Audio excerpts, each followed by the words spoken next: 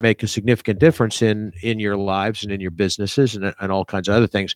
I wanted to mention a couple of things that I thought were interesting. One was the I had a presentation at Martin County Business morning from Greg Paschke, and Greg is a CPA, and he's a business consultant, and he does a lot of. He's worked over the years with a lot of large companies, with their board of directors, and with large management groups on training programs for and planning programs.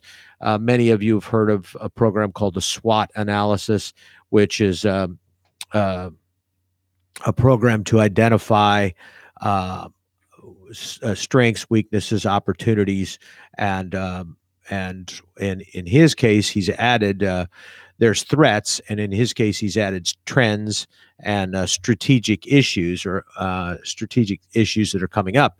And it's interesting because that's it's kind of a business planning tool that many people use, and it's a one-page thing, so it's kind of neat that even small businesses or individual business owners can still spend time and do that, and maybe once a year do the analysis and then go through and update it.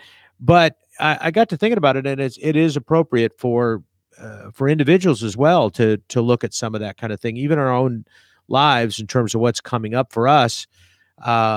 It's good to sit back periodically and take a look at what are some of the strengths that we may have in our personal lives, what are some of the weaknesses that we have, and of course, you're trying to maintain the strengths and you're trying to eliminate the weaknesses. And what kind of opportunities do we have? And are we going to take care of those opportunities? And of course, what kind of threats are out there to our continuing where we're going?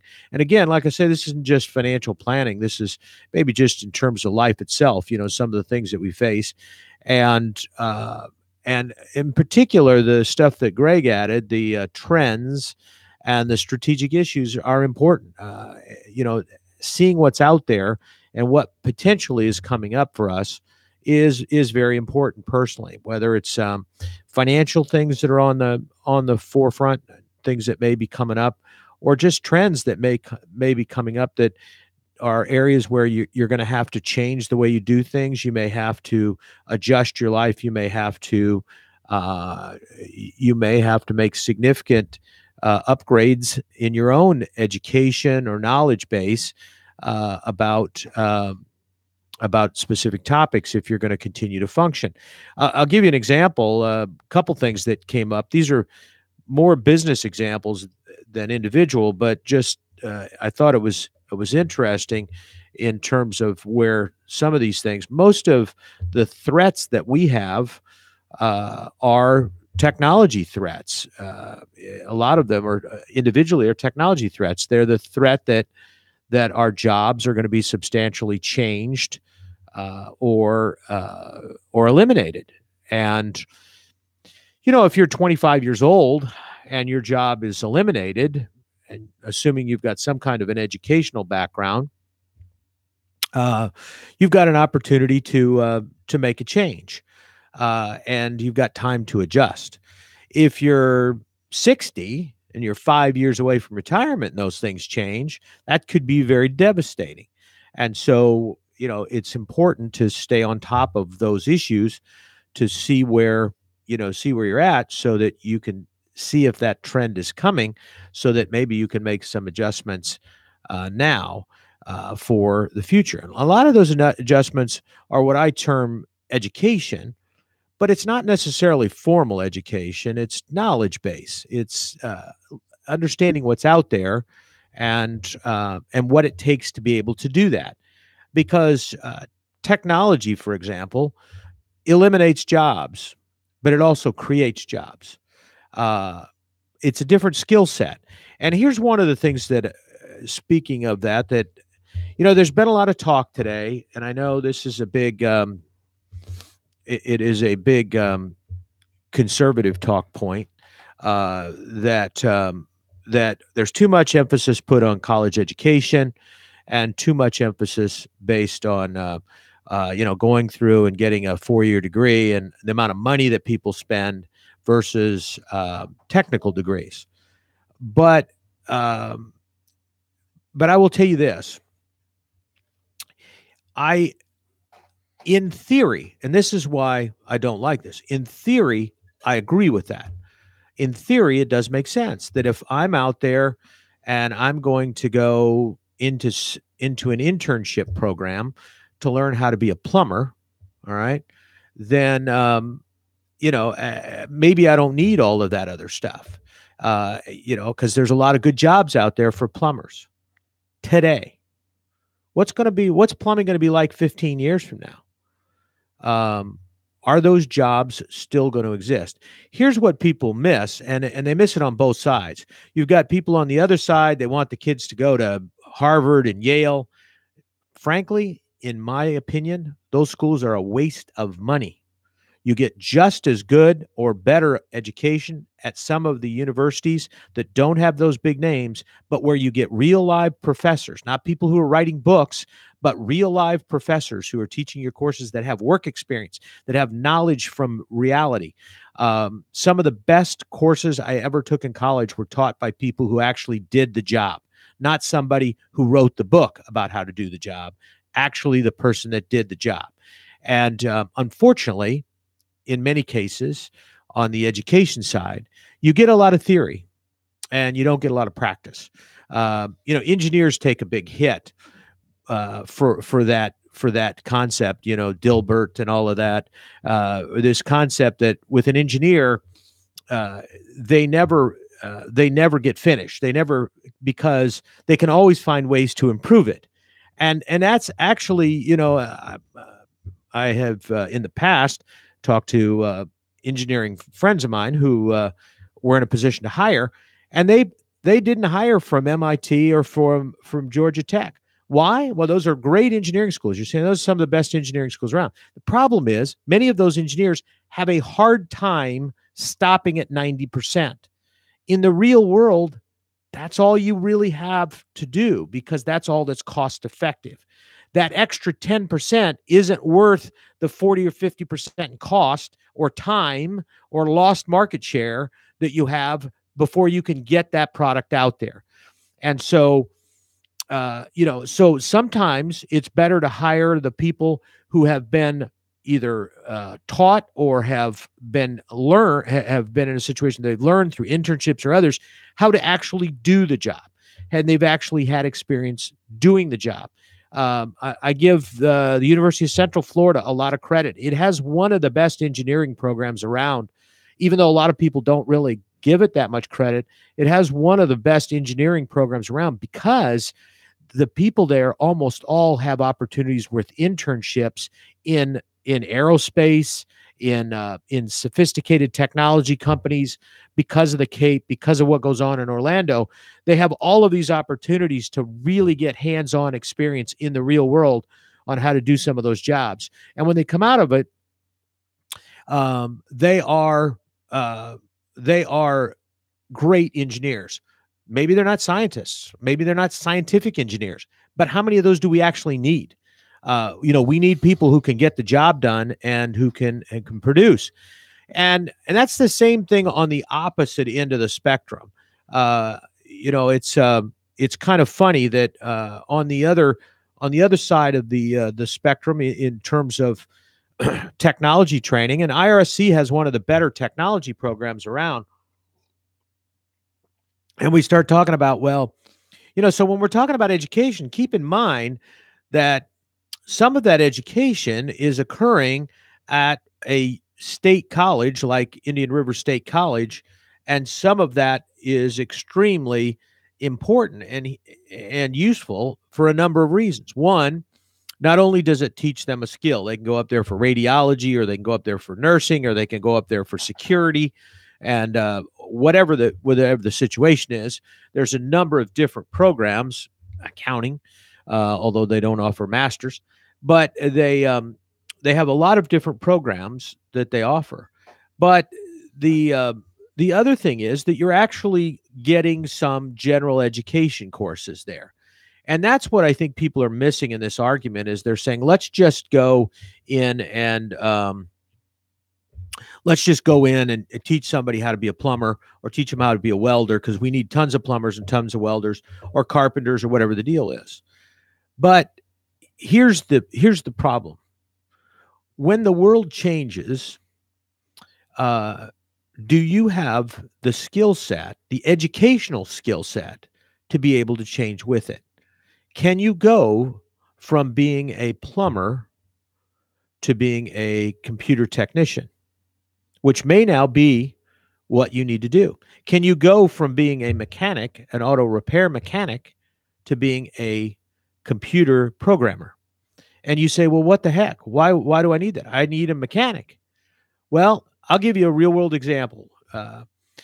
We had there's a there's a car out there now called a Tesla. Most of you have heard of those, and people think they're they're unique because they're electric, and so there's a lot of discussion of them about energy efficiency. But the thing that makes them actually unique is they are a computer on wheels. So recently, Eric Keene was telling me this story. Recently, Tesla was not going to get the highest safety ratings on the car. They've always got the highest safety ratings. They were not going to get the highest safety ratings on their car because their braking time was not within acceptable guidelines. The rating agencies felt that the braking took too long for that kind of car. So they were not going to get that rating. What happened? Well, Musk went back. He reprogrammed. This is just a computer. He did a software patch. He reprogrammed the braking system on the car so that it now stopped within an acceptable amount of time. And he passed that patch through to every single car out there in 3 days. In 3 days, he changed the braking system on every single car that had ever been sold for that model year. And he did that instantaneously. Now think about that a minute. What if that had been Ford or, on a regular Ford vehicle? It's too bad. Just have a bad year. That year, that car is going to be permanently a problem, and it's not going to be possible to be fixed. But more importantly, Ford is going to have to keep up with that. So is Chevy. They're going to have to keep up with that type of technological change. Now, if I'm the auto mechanic that knows how to, maybe change out some brakes or do some, and now that doesn't need to be done. Now I need to know how to reprogram it to do that. Do I have the skill set for that? So what am I going to do? At 20, I might have been able to get that skill set because I maybe had some general education courses that allowed me to understand how to learn. And that's what I think people miss in the education argument to some degree, is that education isn't about acquiring knowledge. And that's kind of sounds stupid, but education is not about acquiring knowledge. It's about how to learn to acquire knowledge. It's not about the knowledge itself. It's about the process. And without the process, you're going to have a deficiency in your life. And those deficiencies, you can't always walk back at 55 or 60. I'll give you an example. There are many doctors out there. It used to be in the old days, oh, I want my son or daughter to be a doctor. In the old days, it was a son because we were all sexist. But that was I want my son, I want my daughter to be a doctor. Well, first of all, doctors now today most of them don't want their sons or daughters to be doctors. They understand what's happened to the profession, and it is not the profession that they signed up for. But here's the problem with being a doctor. A great profession, and we cannot do without them. But here's the issue. You get to be a doctor, and that profession changes, and it is not what you signed up for. It's not really about patient care anymore. For the doctor, it is, but for who the doctor works for, because most of them don't work for themselves anymore, it's about producing a financial return. It's about meeting insurance company expectations. It's about billing codes, financial issues. It's about producing a certain volume of patients, reducing your time, increasing the time of your paraprofessional, all of those kind of things. It's all about that. Now, if you spent all your time in science courses, and anatomy courses and other things to learn how to be a doctor, you don't have any of that training. You don't have any understanding of that training. Your training was all scientific. Your knowledge, the base that you got from probably a very, very good school or a multiple schools, was how to acquire knowledge in the field of science and in that area in the body. It was not how to function and how to acquire knowledge and expand your knowledge base on the business side or the financial side. And so as a result, the thought was that if I focus on this and I'm really good at this patient care, that the other stuff will fall in place. Well, what happens when it doesn't and you don't have the background? So why do you think a lot of doctors were going out to weekend MBA programs? And why do you think a lot of doctors deal in multi-level marketing? The reason is they're trying to get to the point where they can possibly change careers because they're not happy with their career. And many of them were and are, to some degree, very disappointed with where they're at in their lives because they're stuck in a job that they don't like and they have no ability to change. It's funny that they have great educations from the standpoint of the degrees that they've acquired, but they really had such a narrow focus that they don't have the ability to acquire knowledge in other areas. Whereas, and that's the same problem I see on the technical side. Today, if we knew what was going to happen 50 years from now, I would say I 100% agree. No, not everybody should go out there and go to college because they don't need to. Well, yeah, they don't need to if you know exactly what you're going to be doing for the next 50 or 60 years. But I will tell you from my experience, and I think this is a trend that's coming up. So when you look at strengths and weaknesses, when my dad was working and alive and growing up and all of those kind of things, in his day and age, if he had in his lifetime, he would have one career, and if he had more than 2 or 3 jobs, he was considered unstable. He was a job changer because you didn't do that in those days. You went to work in one industry, the oil and gas industry, and you stayed there for the next 50 years until you retired. The company took care of you through retirement, and that's how it went. And that's what happened. And maybe if you got up to a certain level, Consolidated Edison hired you away from Consumer Power and you changed jobs once, but that was it. You didn't do that all the time. You weren't doing that all the time. Now think about it. In my day, most people, and I'm 62, most people that have worked in my era have had at least 10 to 12 jobs. Probably 10 to 12 different jobs, and probably in 2 to 3 different careers or industries. When you start looking at that, multiple career paths, multiple jobs, not because we were job hoppers, but because sometimes we were forced to due to changes in technology, circumstances. Look at the banking industry. It consolidated. So if you were at a certain level in the banking industry, you either went to New York or LA or Chicago, or you changed careers. Your job didn't exist anywhere else. So nobody ever imagined that in the banking industry when it was getting started because, you needed all these financial people to do all this stuff and they were all local. So, so when you start looking at what's happening, and now with young people today, people like Mike here, or even younger, they've potentially going to have multiple jobs, maybe 20, 25 different jobs in their lifetime, and they'll probably have 5 or 6 different careers that they will be involved in. Some simultaneously.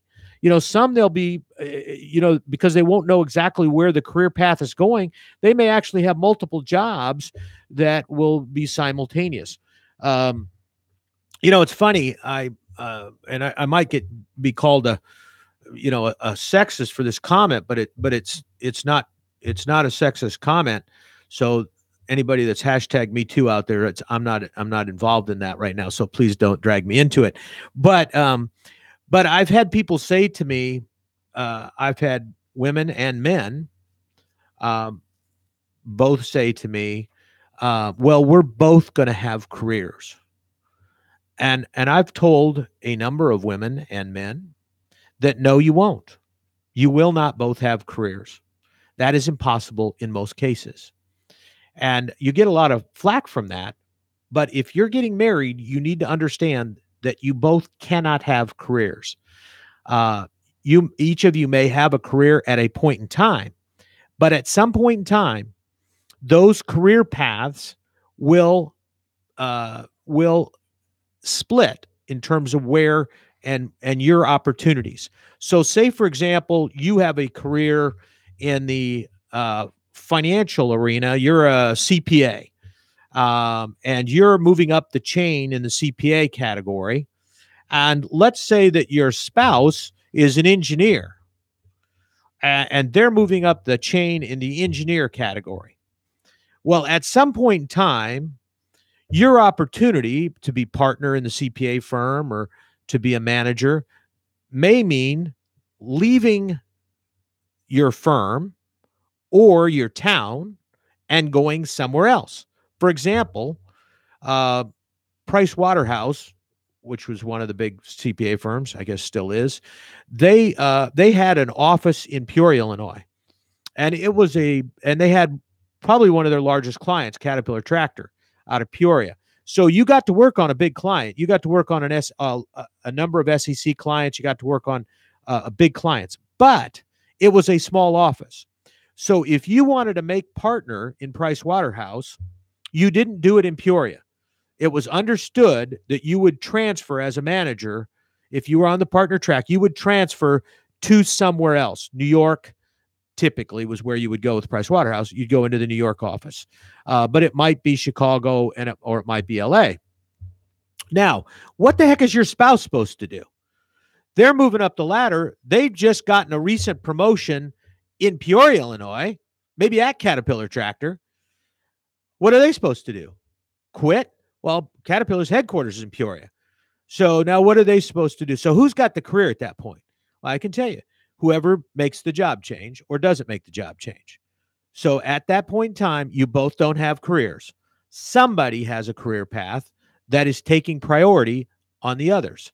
And that automatically causes a problem with the other person's career path. If I have to give up my job at Caterpillar when I've just got promoted into a management position and try to find a job somewhere else in, let's say, New York, because my wife is gotten transferred to New York to become a partner at Price Waterhouse, who's got the career at that point? Not both of you, because you can't both unless you're going to split up. So that's the thing. So my financial planning issue with that would be, if you both have careers, then you need to anticipate when your divorce is going to occur, because at some point you're either going to live apart, and those who have done that for long periods of time know how unsuccessful that is from a marriage standpoint. So you just, factor in when you're going to get divorced if you both have careers. Otherwise, both come to the grips that at some point, one of our careers is going to have to take priority, but not always, not forever. So it may mean that we're making the move to New York or we're not. It may mean that at some point I take a step back in my career at Caterpillar, or she takes a step back at her career at Price Waterhouse, and maybe goes someplace and does something else, which might cost her. So she still may have goals that are career oriented. And that's what I'm saying. That's not to say you don't have career goals or you can't have career goals, but it's virtually impossible for a married couple to both have careers and focus on their own careers and the success of their careers simultaneously the whole time they're married. Pretty hard to do that unless you're really, going to give up a lot of things that are typical in a marriage situation. So it's kind of funny that, those are the kind of things we're talking about in terms of issues with careers and career paths and all of those kind of things. And all of that is simplified if I have the ability to switch career paths. So let's say the CPA situation that I was just talking about, instead of being a partner with Price Waterhouse, uh, my wife decides that she wants to be the chief financial officer of Caterpillar Tractor. Well, she goes to work for Caterpillar. In the old days, they didn't allow that. Nowadays, the companies have gotten smart. They will actually hire spouses so that they can keep them together and control to some degree uh, what the destiny is, and because companies are on the other side of that. If you're a very successful manager with Price Waterhouse, they've spent a lot of money on you. They've invested a lot of money in your knowledge base and your education and your career development. The last thing they want you to do is leave. They don't want you to go because you're forced to, because somebody else's job situation changed. So they all wised up. That in the old days, you couldn't have two partners that were in the same firm. You couldn't date a person in your CPA firm. Nowadays, it's a whole different story. You might not be on the same clients. You might not be able to be partners on the, even to some degree, there may be some restrictions in your office, but you both can be partners in the firm. And if you're in different disciplines, probably can be partners in the same office. Why? Because they spend a lot of money getting you to be a partner. They don't want you to go away because somebody has to make a career change and somebody has to make a choice. So, in a lot of the big companies, Caterpillar, Lockheed, those kind of places, they actually encourage spouses to be there because they can control their career paths and they can make sure that they don't lose the money they've invested in one spouse, because they can find a job for that spouse at the other spouse's location at an equivalent level of knowledge or expertise or learning. So anyway, it's kind of interesting how things are gone. But my point being that education is in flux, and so when you hear some of this discussion of where we should be spending our money and and career paths, yes, there's nothing wrong. I 100% agree that somebody who chooses to be a plumber or an electrician or a contractor, there's no that position is not below some other job. It's not something that should be scorned or say, well, that's beneath me, I'm going to college instead. But see, that's not the purpose. And that's what people are missing.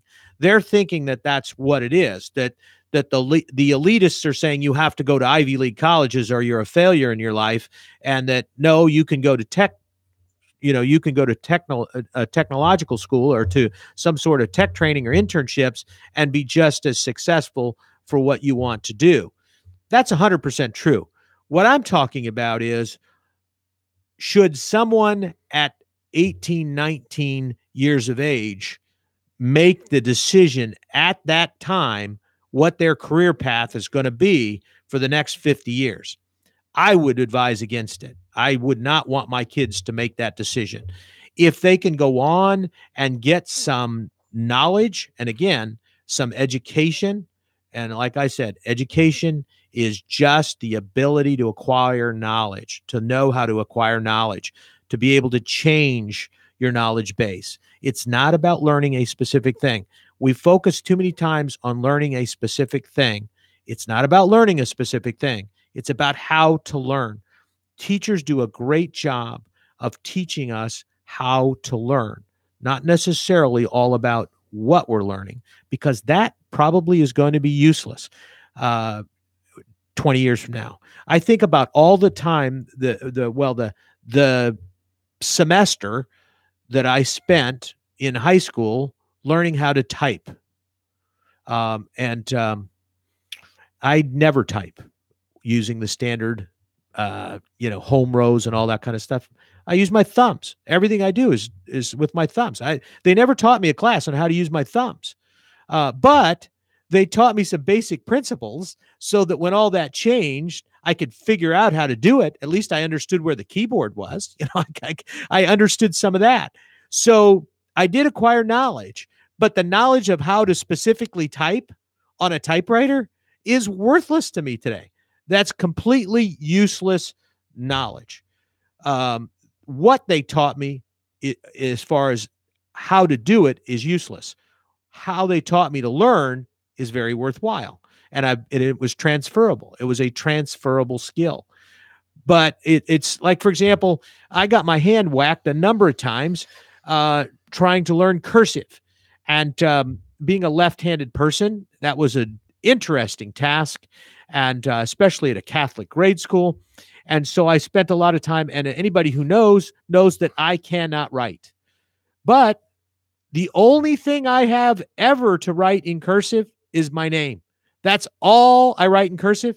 And today, about half the time, I'm typing it in electronically. I'm not even writing it anymore. The only thing that my name in cursive was going to be good for was to sign autographs when I was a professional ball player. And I'm not, so it's kind of a useless skill for me. But back when I was young, I thought it was a very worthwhile skill because I figured I was going to be signing an awful lot of baseballs, and I needed to be able to do that well and have it be such that nobody could copy it because it was going to be worth a fortune.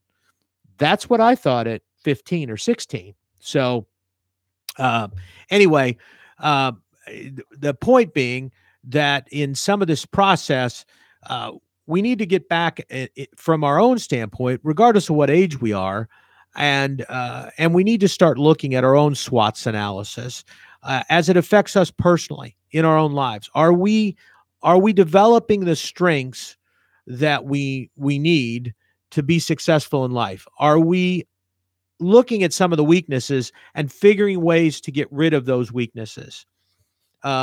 That might be changing career paths. That might be changing knowledge base. It might be taking courses on the side. It may be learning something different. And all of those things are important. I believe education is extremely important. The ability to learn how to learn is probably the most significant thing that we get in our lives. And this is my political statement. That's why our teachers are so important, particularly our elementary school and middle school and high school teachers, because they set that path. It's why I get so frustrated when many of them are forced sometimes to teach to a specific skill level. I mean, a specific test, or even a specific skill, reading, for example. And I know there's people out there that are going to scream at me if I said that reading is not the most important thing that you can possibly do in the world. Again, step back and think out 50 years from now. In fact, go back 50 years and look to see how important reading was 50 years ago. It was 50 years ago, it was significantly important. There wasn't a lot of video. There was no TV. There was very little radio stuff that was going on. So if you couldn't read, there was a lot of things you couldn't do. Now, fast forward 50 years before that. Go back 100 years from now and go back to, or maybe 150 years. How important was it that people read at that point? Not very, as it related to jobs, because it was agricultural related. You didn't have to read much. There were no instructions on the plow or on the back of the horse. It was pretty simple to get that horse put in the harness and go. You didn't have directions that you had to look up and read.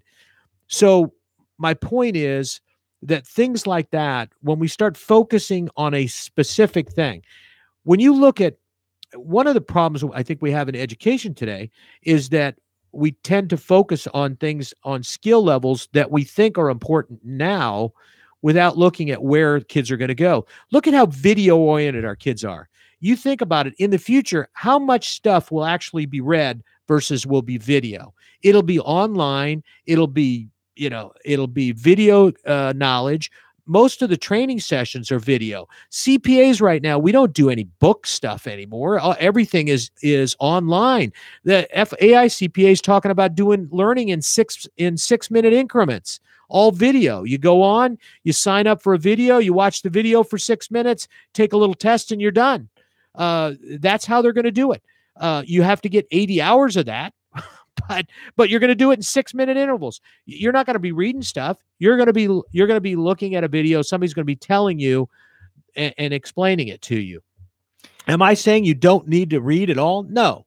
But what I'm saying is that if we're spending 90% of our education effort teaching somebody how to read to a infinite level, is that a worthwhile utilization of that 90% of the time? Should it be 80% of the time? In other words, and it's there's a lot of areas like that. We spend a lot of time. I'm a CPA. People think CPAs know math. Yeah, we're not that good at it. We just count and multiply. And then, like I always say, with a CPA, a good CPA, it's not, 2 + 2 is whatever you want it to be. So that's, so a lot of times, people focus on math and math skills. Yes, certainly it's important to understand in the finance area, money and how it works and some of those kind of things. But do you need to have advanced trig? Do you need to have, need to have the theory of numbers, where is 1 1? Probably not. I mean, you probably don't need that kind of stuff. And frankly, there are many, many people. What's really funny in this world is that many times the most successful people do not have scientific skills. That's, it's what they have is tremendous people skills.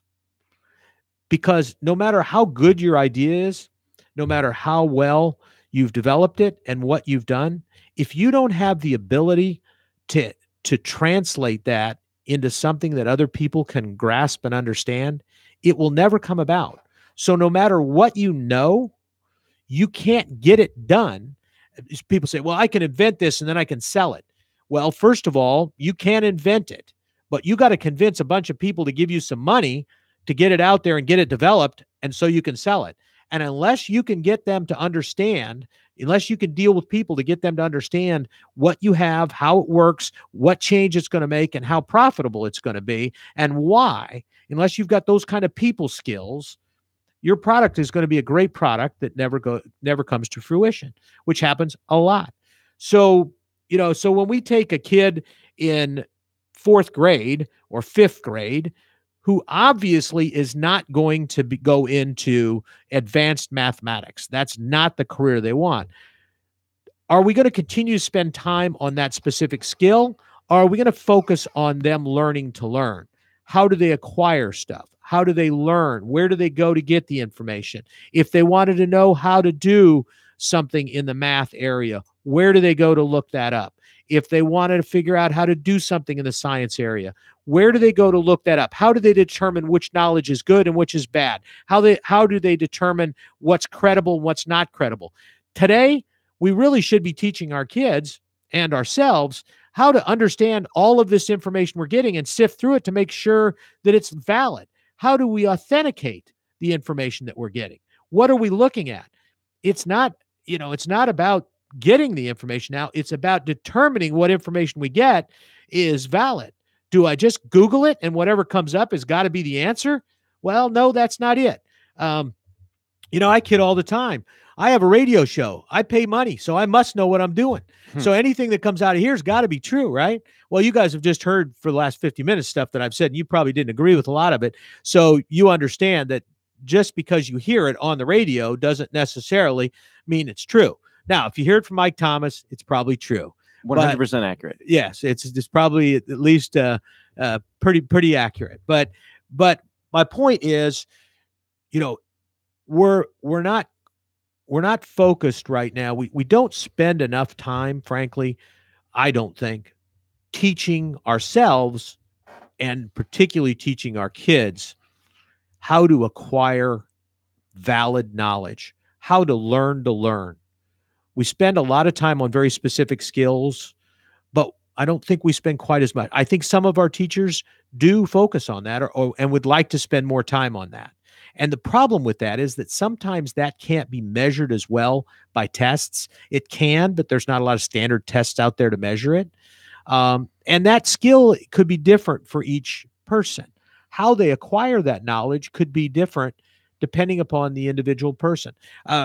Again, I'll give you an example that was mentioned to me is that, in a situation where you have if you have a learning disability called dyslexia, and most people are familiar with that concept. A lot of people have it.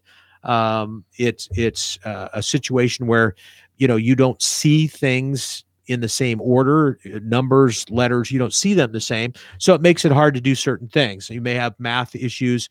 You may have reading issues, things like that make it difficult for you to learn in a conventional method.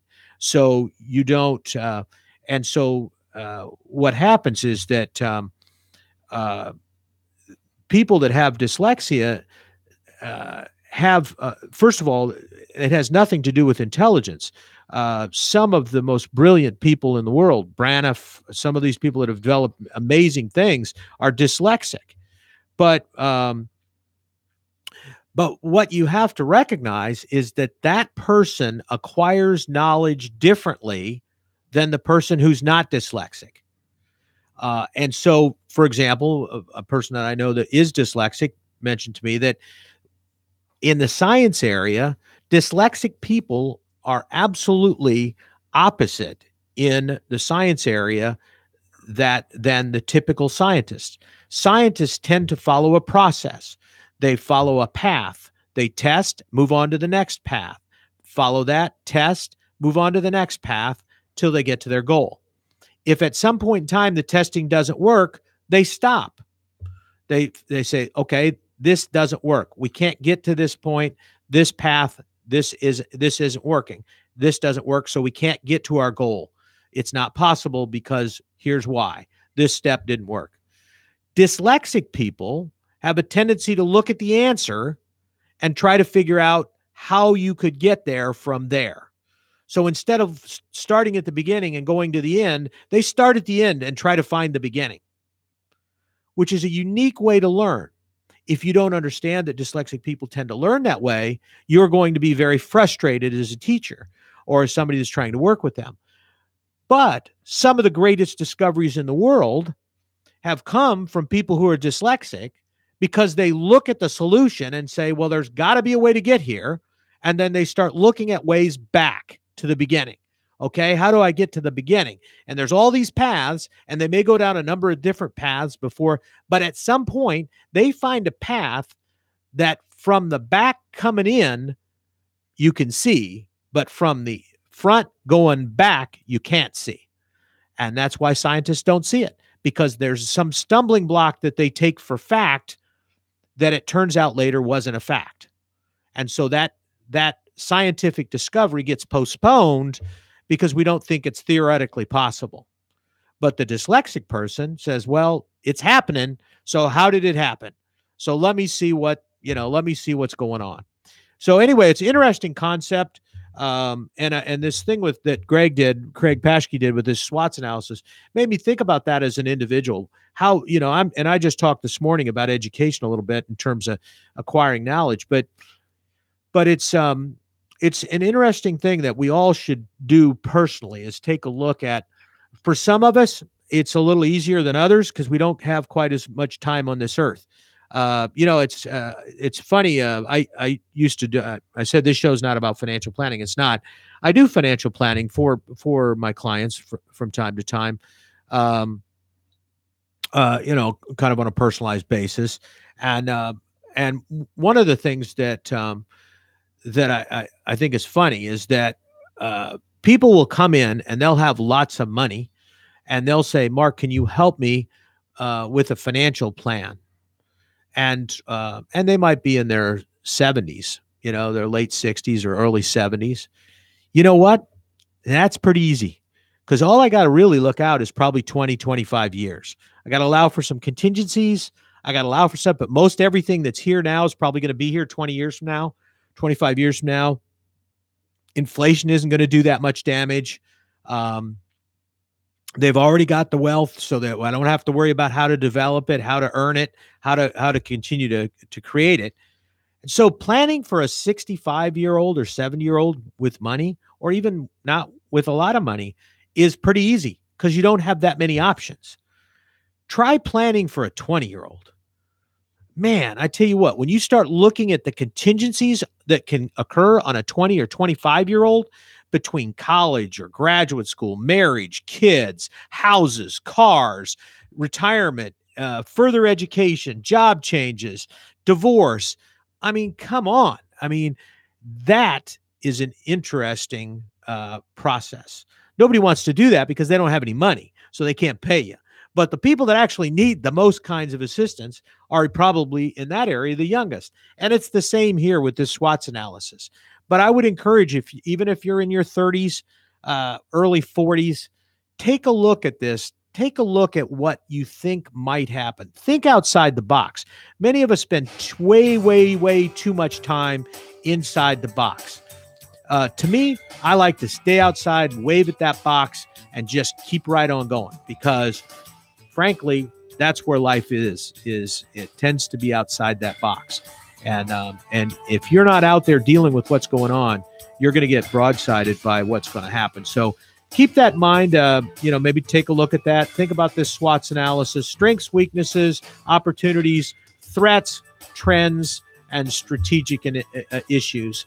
Those things in your life, in your business, help you immensely, at least to give some thought to that periodically and kind of plan for it. So anyway, I hope it was worthwhile today.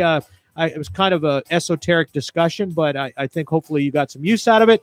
Join us again next Wednesday right here on WSTU Digital 1450. We are Martin County's Heritage Station.